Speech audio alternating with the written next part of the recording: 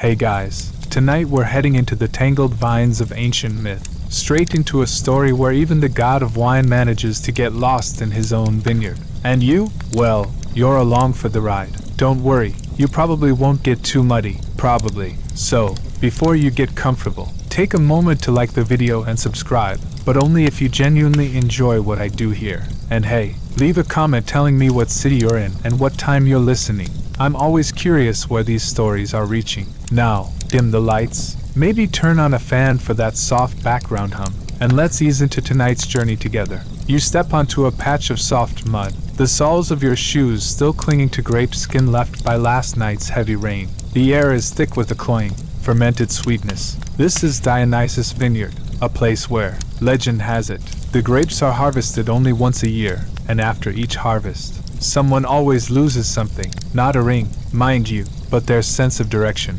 Above, the trellises twist and turn like a ceiling woven by romantically inclined snakes. Sunlight filters through the gaps, dappling the plump grapes that hang from the vines, each one glowing like a tiny light bulb. You lean closer to a cluster, and when you brush a finger against one grape, it detaches itself from the stem and plops into your palm, as if saying, "Eat me, I'm unapologetically sweet." This has been a good year. The rain came at just the right time, and the sun showed up exactly when needed. Dionysus himself said last night, "You've arrived at the perfect moment. This batch of wine, even the sun will get tipsy on it." Of course, you know he's exaggerating, or at least, you think you do, but with a god, exaggeration often dances on the edge of truth. This wine god isn't much for rules. He's not aloof like Zeus, nor cryptic like Hades. Dionysus is more like that neighbor who sings karaoke at midnight. The soundproofing's terrible, but you can't bring yourself to complain,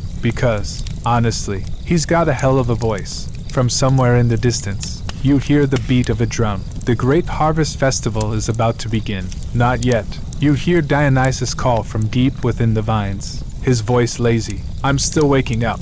Let me have a word with this tree first." You push through layers of leaves and find him lying beneath a massive grapevine, rubbing his hair and talking to the tree as if they're old lovers. "Last night, I dreamt you grew ears, and you recited poetry," he says, grinning at the tree. "I think you're more reliable than any poet I've ever known." "Did you challenge Dionysus to a drinking contest again yesterday?" you ask. He sighs. "That guy. He can't relax unless he's drunk." You offer him a small raisin cake. He takes a bite and fumbles in the grass for his wine cup. You recognize it. It's actually a minor deity named Phaeus, whose job is to remind Dionysus not to drink too fast. Today, though, Phaeus is suspiciously quiet, probably passed out. You sit under the tree for a while, listening to the distant laughter and commotion among the vines, the satyrs setting up long tables, the priestesses mashing grapes, even a few foxes sneaking sips of wine. "The first barrel of this year's brew should be ready by now," you say. "You know what that means?" Dionysus asks, cracking one eye open. "We celebrate. He lifts his cup high into the air. "Get so drunk we can't tell north from south," you sigh, already mentally preparing to clean up the mess later. But you can't help laughing. You've learned by now. Spend any time with Dionysus, and no matter how carefully you plan your day, you'll end up tangled in a series of absurd adventures. Scholars still argue over whether the ancient Greeks really got blind drunk at Dionysian festivals. But you know the truth. At least this god, he gets gloriously, unapologetically wasted. The sun climbs to the center of the sky above the vineyard. You watch Dionysus stand, raising his cup to the light. "To this vineyard before we lose our way." You tilt your head back and take the first sip. Sweet, with a hint of tartness, and a whiff of wild mint from somewhere you can't place. And then, as the wine hits your tongue, the story starts to swerve off course. Dionysus says he wants to show you his proudest grapevine. You'd thought he'd point to that old vine not far away, at least 300 years old, its branches coiled like an octopus doing Tai Chi. They say Achilles once leaned against it to brew wine for healing. But no, the wine god slung his wine cup over his shoulder, patted your back with an excited, "Let's hit the road, look," and bolted straight out of the vineyard. Yes, bolted. Hopping and skipping, he grabbed a vine off the ground to use as a reins, yelling, "Giddy up." You had no time to think, just chased after him into that field that clearly wasn't part of the plan. Your foot slipped, and you nearly went sprawling. Mud squelched out from under your sole, slapping against your calf with a wet plop. A grape skin wedged itself between your toes and refused to budge. Do you actually remember the way? You asked quietly as you caught up. He glanced back, grinning that grin you'd grown used to, the one that said, "Relax, I have no clue, but I'm having a blast." "My feet know the way," he said. You looked at his bare feet. During the run, he'd apparently kicked his shoes off somewhere. "Your foot just got stuck in a turtle hole," you reminded him. "That means we're close," he said, dead serious. You cut through a field of wild grass, tall enough to reach your waist. When the wind blew, it undulated like waves. Cicadas chirped overhead occasionally, only to fall silent again in the midsummer heat. The sun climbed higher, and you started to feel the warmth, but Dionysus only grew more excited, like a wild child let loose. "This plot was my ancestors' grape training ground," he said. "Hundreds of years ago, a magical fruit called the moondrunk grape grew here. Legend says one bite, and you'd fall in love with the moon." You raised an eyebrow, half skeptical. "What happened to it?" "Nobody ever found it again, because everyone was too drunk to search properly." That made sense. Academia had actually debated similar ideas. Scholars speculated that some ancient Greek grape varieties contained natural trace hallucinogens, which might explain why people so often saw divine signs after drinking wine back then. As you pushed through a particularly lush cluster of vines, you felt a light tug on your arm. Glancing down, the vines seemed to wink at you. Are these plants maybe a little too emotionally expressive?" You muttered. "It's because you're wearing purple today," Dionysus said earnestly. "Vines love purple. They think you're one of them." You weren't sure if he was joking or being serious. With him, the line usually blurred. Finally, in the middle of a grape grove that looked identical to all the ones before, he stopped, turned, and announced, "This is it." You looked around, utterly failing to spot anything special. "Are you sure?" 100%, probably. He stepped closer to one vine, gently ran his hand over its branches, closed his eyes as if communicating with it.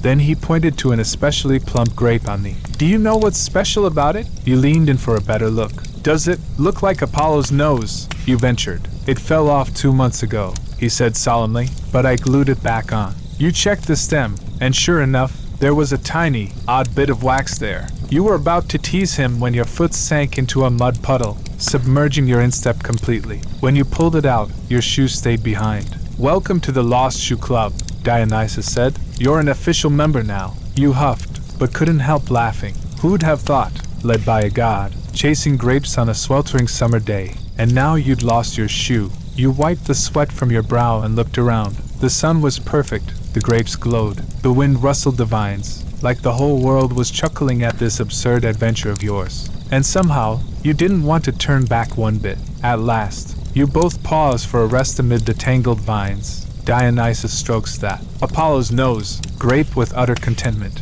as if it were the most precious treasure on earth. Then, he suddenly pulls out a bottle of newly brewed wine and invites you to celebrate. "Come, today isn't just about the grape season. We're toasting my newly discovered secret recipe," he says, eyes twinkling with mischief. You lift the cup, inhaling a complex, enchanting aroma, hints of oak, with a faint zest of orange peel. The moment it touches your lips, your tongue feels as if wrapped in a soft caress, and you can't help closing your eyes to savor the magic. "You know," Dionysus chuckles, "I stumbled upon this recipe by fermenting mountain herbs with grape skins. The first time I tried it, even the goats started dancing." You nearly laugh out loud, picturing a goat tapping its hooves, a stubborn, "I won't leave till I'm drunk" look on its face. Indeed, goats held special symbolism in ancient Greek culture, especially in Dionysian festivals, where they often took center stage in the revelry. Speaking of festivals, historians still debate, was the Dionysia a religious ritual, or purely a wild party? Evidence supports both. Some call it ancient Greece's earliest festival of indulgence, while others argue it held profound spiritual meaning. You drink, laugh, and chat as the air hums with the anticipation of celebration. But just as the wine warms you, Dionysus suddenly claps your shoulder. "Right. Let's go see my secret wine cellar." Your eyes light up as you follow him deep into the vineyard. Stopping at a moss-covered boulder, he shoves aside a fake stone slab, revealing a small downward-sloping entrance. "This is a treasure passed down from my ancestors," he says, gesturing like he's holding a torch for you to peek inside. You lean in. Rows of oddly shaped jars line the walls, with little baskets woven from vines. as if time itself froze here. Though, Dionysus murmurs suddenly, there's a strange legend about this place. They say anyone who drinks the wine here starts hearing the grapevines talk. Your heart skips a beat, recalling those winking vines earlier, and you tease, does that mean I'm already hypnotized? He grins, nay, it's just grape-drunk chatter. Scholars still argue if it's real or just hallucinations from too much wine. You shake your head, amused. Today's tale feels more like a drunken sci-fi flick, but you can't deny you're loving every second. Suddenly, a bottle topples over with a clang, echoing through the silent cave. You lock eyes. Dionysus raises his cup. To accidents, you clink yours against his, wondering how many more detours and laughs lie ahead. You just emerged from that mysterious wine storage cave, and the sunlight was instantly dazzling, as if reminding you, it's time to sober up. However, Dionysus seemed even more excited, like a child who had too much to drink, and suddenly announced, I want to show you my proudest grapevine. You had thought he would follow the path you had just taken, but unexpectedly, he suddenly turned onto a trail rarely traveled by people. The ground under your feet was soft, making a creak sound when stepped on, and the surrounding vines were getting denser, like a green tunnel specially paved for you. Suddenly, Dionysus stopped, squatted down, and began to untie his shoelaces. Wait, what are you going to do? You asked. The shoes are too heavy. I can't run, he said. With that, Dionysus, barefoot, rushed forward excitedly, like a child returning to his childhood. You smiled helplessly, squatted down to take off your shoes, and also decided to give up that elegant image and follow him barefoot. The soles of your feet touching the moist soil felt surprisingly comfortable, and you even began to enjoy the freedom of being barefoot on the earth. However, after a few steps, your foot suddenly sank into a small pit, almost making you fall. Look, this is the embrace of nature, Dionysus teased. You rolled your eyes at him weakly and continued to follow. As you walked, Dionysus suddenly pointed ahead. Look, there's an old sheep over there. You looked up and saw an old goat with fluffy hair but extremely sharp eyes standing leisurely by the roadside, seemingly chewing some grass in its mouth. An old sheep? How magical do you think this sheep is? You asked. Dionysus laughed. It's said that it knows the secret routes of this vineyard and can tell us shortcuts. You listened half-believingly, but you didn't expect Dionysus to really walk towards the sheep, trying to communicate with it. Hi, old friend. Can you take us a shortcut? Dionysus said softly. The old goat looked up and blinked, as if it understood. Well, since even the old sheep has joined our team, it certainly won't be boring next, you thought with a smile. So, you followed the old goat, passing through dense vines and dappled sunlight all the way. However, as you walked farther and farther, the surrounding scenery began to look a little unfamiliar, even a bit weird. A strange song came from not far away, melodious but intermittent, as if the distant vines were telling ancient secrets. Where is this? You couldn't help but ask. Dionysus shrugged. Probably the other end of our shortcut, or the beginning of another adventure. After saying that, he smiled softly, as if full of expectation for what would happen next. Historians still have fierce debates about the authenticity of this shortcut. Some believe it is a secret technique in ancient vineyard management, while others say it is purely a fairy tale of the god of wine. But in any case, this road is taking you farther and farther away. You followed that old goat, half skeptical whether it was really the vineyard's navigator or just a wandering bystander. Step by step, it moved like a seasoned guide, leading you through one shaded path after another, each draped in greenery. Suddenly, the old goat stopped, blinked at you, and let out a low bleat, as if signaling a turn. You glanced at Dionysus, who was watching the goat intently, nodding as if this were a divine sign.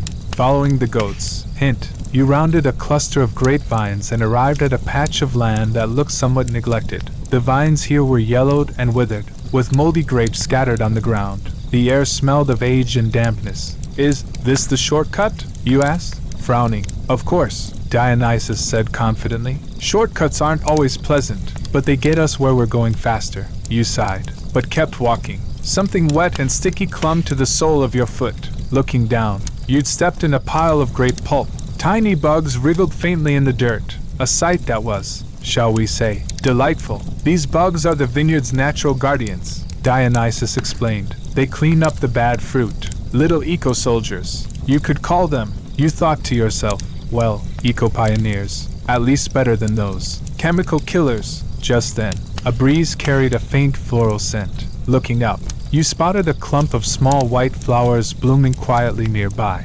Dionysus walked over, plucked a sprig, and dropped it gently into his wine cup. "This is dream vine flower," he said. "The ancients claimed its scent brings good dreams." Watching the flower float in his cup, you suddenly felt this lost journey take on a tinge of romance. But Dionysus admitted, scholars still argue over what exactly this dream vine flower is in botanical terms. Some even doubt it exists at all. You smiled. It fit today's theme perfectly. Truth and fiction, muddled and unclear. Who could really say for sure? Then the old goat turned, sticking out its tongue as if to say, "Stick with me, don't get lost." You and Dionysus exchanged a laugh, pressing on along this delightfully unconventional path. You followed the old goat farther and farther, and from the distance came singing, like an ancient aria drifting from the depths of the forest. Dionysus stopped in his tracks, tilting his ear to listen, a spark of excitement and curiosity in his eyes.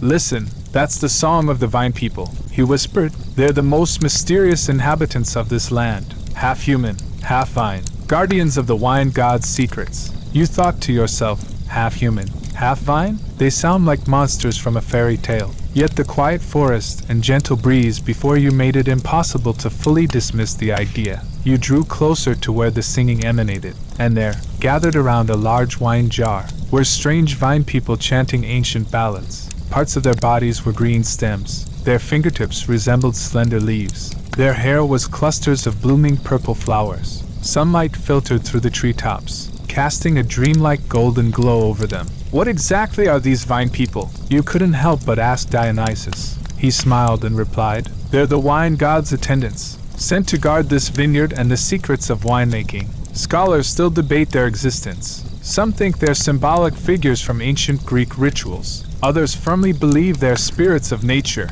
The scene before you felt like a living illustration from a medieval manuscript, vibrant yet flat, mysterious and beautiful. The vine people swayed to their song, rustling like the breath of the earth.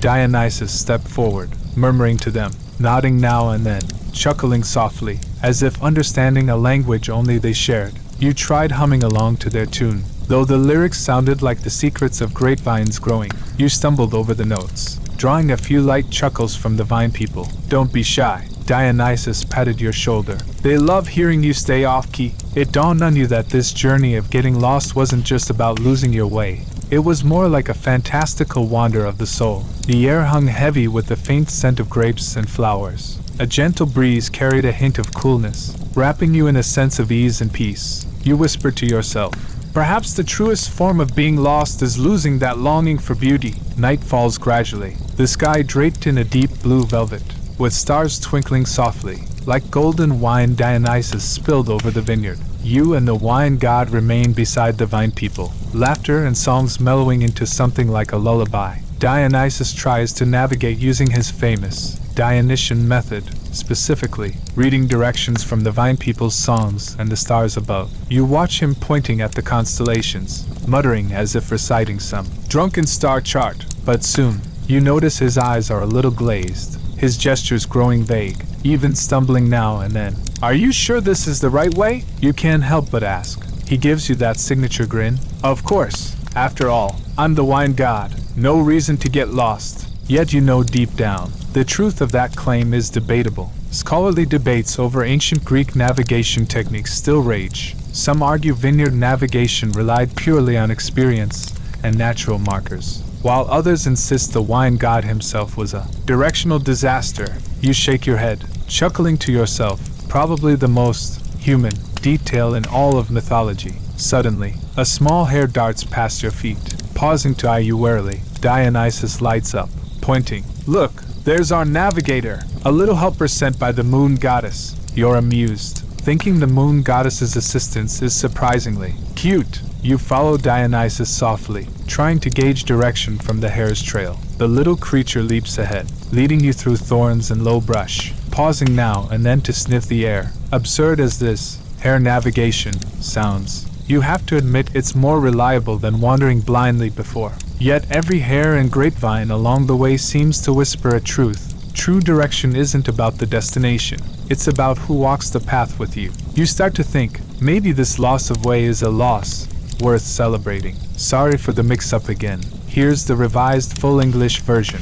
You follow the little hare through increasingly dense grapevines, the soil underfoot making soft creaking sounds as you step.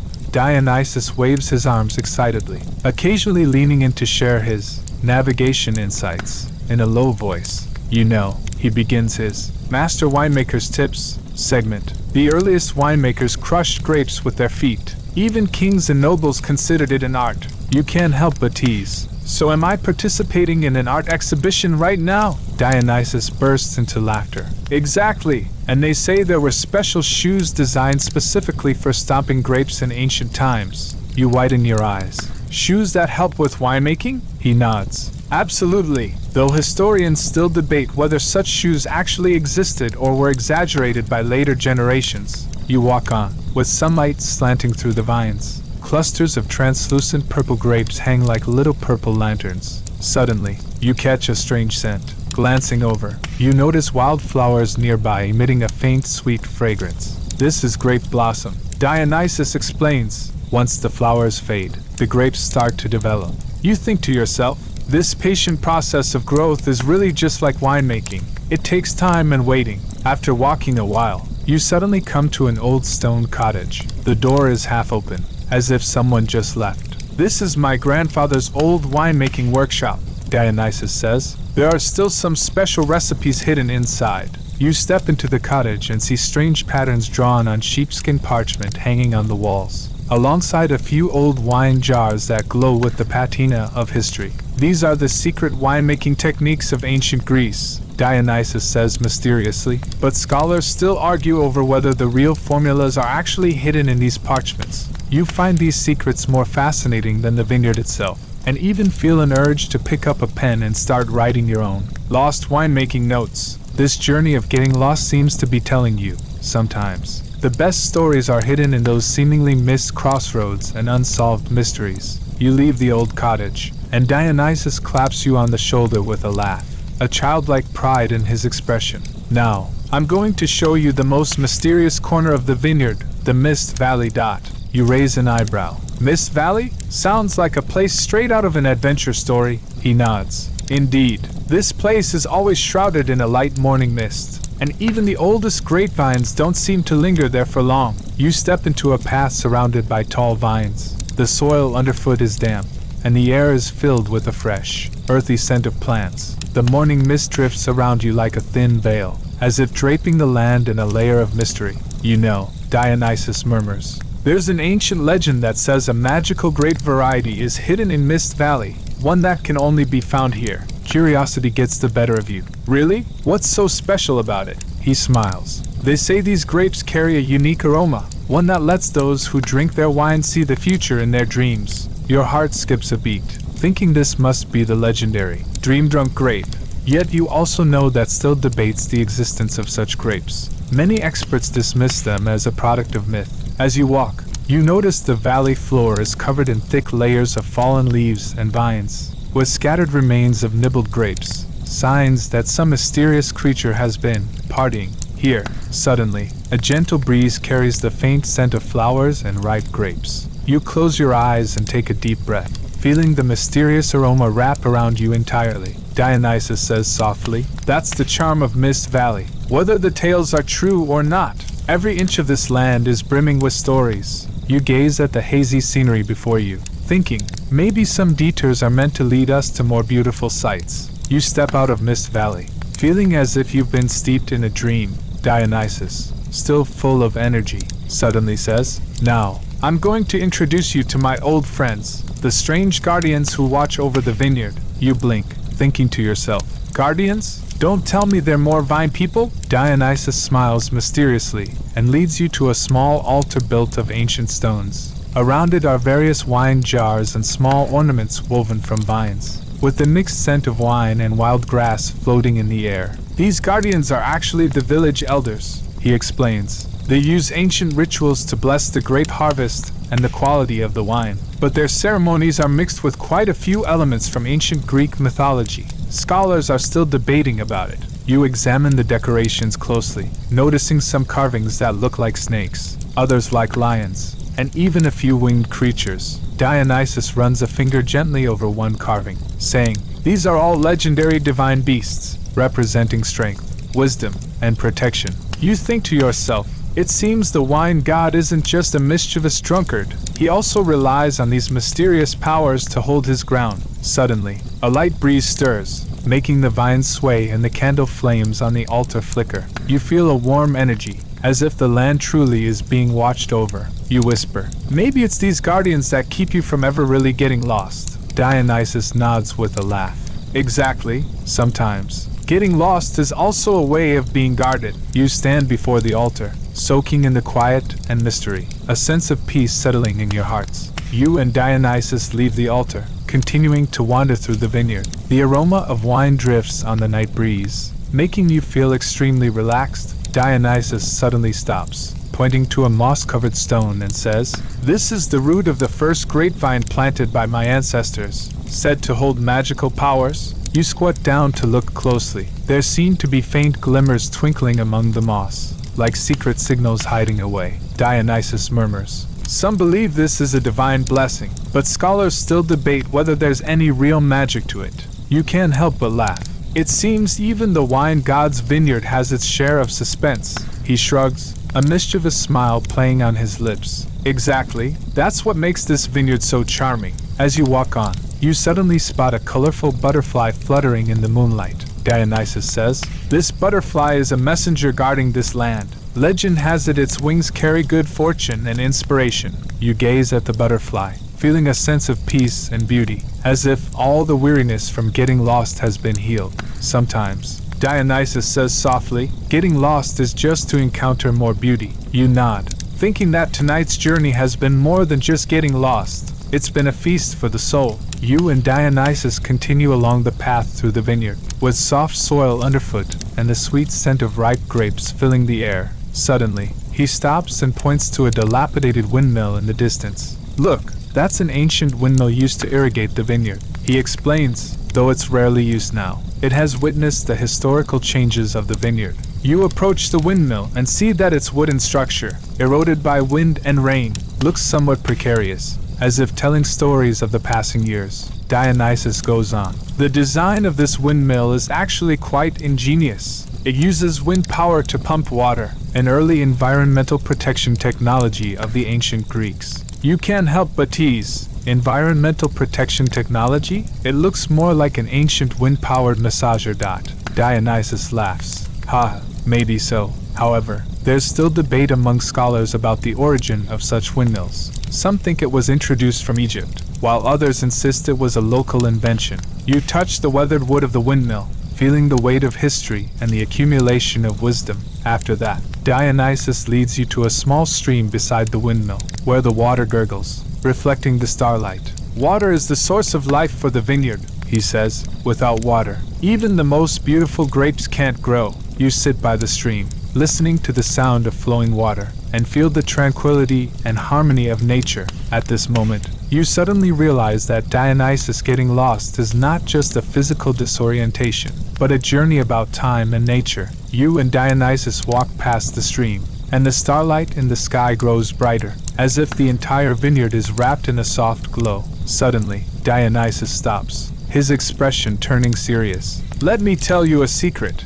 he says in a low voice. "Hidden here is an ancient wine cellar, said to have been used by my ancestors to store the most precious wines." Your eyes light up, and you can't wait to follow him through a dense grove to a stone door covered in vines. Dionysus gently pushes the vines aside, revealing a staircase leading underground. You walk down together, and the surroundings gradually grow cool. Yellowed oil lamps hang on the walls, casting a warm orange light. "This wine cellar has stood the test of time," Dionysus says proudly. "It's said the wines stored here can make people forget their troubles, even help them fall asleep." You look down at the neatly arranged wine bottles, feeling a strange sense of peace. However, Dionysus also cautions. Scholars have long debated the existence of this wine cellar. Some regard it as a family legend, while others insist on archaeological evidence. You smile, thinking this is exactly the charm of this journey. Truth and legend are always intertwined. tempting people to explore. You sit quietly in the wine cellar for a while, listening to the drip of water and the faint sound of wind, as if time has slowed down here. You think to yourself, perhaps this is where Dionysus truly got lost, between time and memory, finding his own peace. You and Dionysus leave the wine cellar and step back into the vineyard bathed in moonlight. Dionysus takes a deep breath and sighs. You know, even though I sometimes get lost in my own vineyard, that's exactly what makes life interesting. You nod, feeling the sincerity and warmth in his words. You walk slowly along the path, your steps gentle,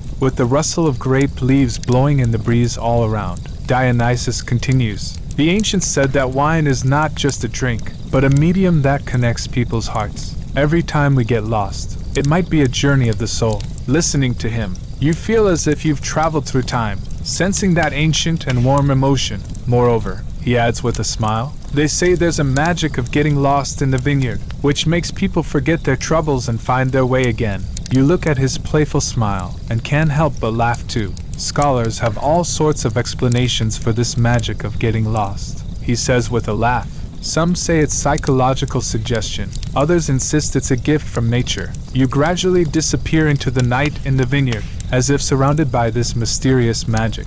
You know that this journey of getting lost is not just about finding a way out, but also a spiritual awakening. The night grows deep, and the vineyard lies as quiet as a dream. You follow Dionysus, your steps light upon the soft earth. Stars spill across the sky, and a gentle breeze carries the scent of grapes, wrapping you in utter relaxation. Dionysus pauses suddenly, gazing into the distance, and speaks softly. You know, even though I sometimes get lost in my own vineyard, that's precisely where life's charm lies. You nod, feeling the warmth and sincerity in his words. You walk slowly along the path, your footsteps gentle, while the wind stirs the grape leaves into a soft rustle all around. This vineyard is my home, and my labyrinth too, Dionysus continues. Sometimes, getting lost in it is like getting lost in life, but in the end, there's always an exit. You close your eyes, feeling the rhythm of your heartbeat and breath, as if merging with the land itself. You think of the countless scholarly interpretations of the wine god's lost journeys.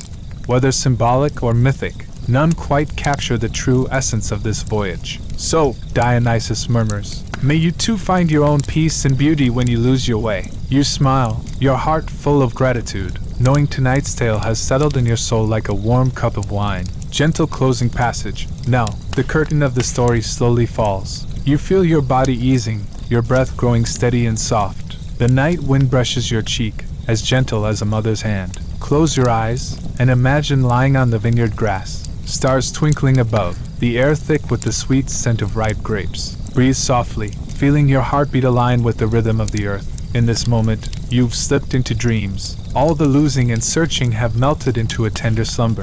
May you find your own peace and light in the dream. Good night, and sweet dreams.